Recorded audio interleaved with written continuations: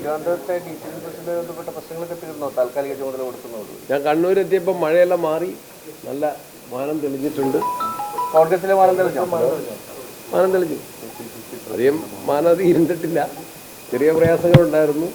അത് ഇന്നലെ Palode Ravi DCC president എന്ന ചുമതലയിൽ നിന്ന് ഒഴിവാക്കണമെന്നാവശ്യപ്പെട്ടു.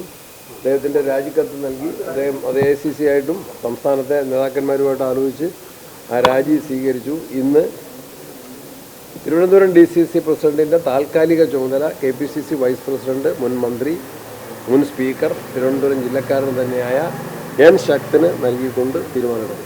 രാജി ആവശ്യപ്പെട്ടിട്ട് ആണോ എങ്ങനെയാണോ അതിൻ്റെ തീരുമാനം? രാജിക്കത്ത് കിട്ടി, അത് സ്വീകരിച്ചു. അത് നിങ്ങൾ അദ്ദേഹത്തോട് ചോദിക്കാം.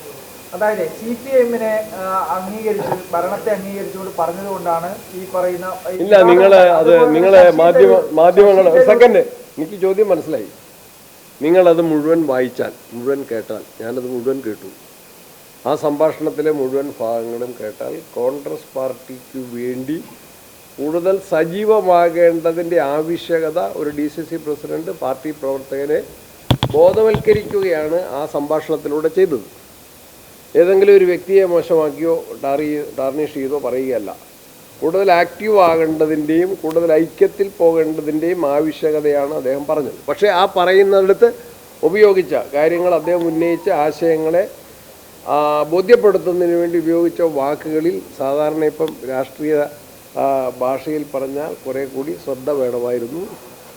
അതാണ് ആ ശ്രദ്ധക്കുറവുണ്ടായിട്ടുണ്ട്. അല്ല, അങ്ങനെ ഒരു സദുദ്ദേശത്തോടെ ഒരാൾ പറയുന്നു, അതൊരു വിവാദമാകുന്ന സാഹചര്യം ഉണ്ടാകുന്നു. അപ്പോൾ അദ്ദേഹം രാജിവെക്കുന്നു എന്നൊക്കെ പറയുമ്പോൾ അദ്ദേഹത്തെ അതിൽ നിന്ന് പിന്തിരിപ്പിക്കാനുള്ള ശ്രമമൊക്കെ നടത്തേണ്ടതായിരുന്നില്ല. അതൊന്നും ഉണ്ടായിരുന്നില്ല. മനസ്സിലായി, നിങ്ങളെ ചോദ്യം മനസ്സിലായി. ആ സദുദ്ദേശത്തോടെ പറഞ്ഞതിൽ തന്നെ ജാഗ്രത കുറവ്, അതാണ് കൃത്യമാക്കുന്നത്. ജാഗ്രത കുറവുണ്ടായി. ആ ജാഗ്രത കുറവിൽ KPCCക്ക് അതൃപ്തി ഉണ്ടായിരുന്നു. Thank you.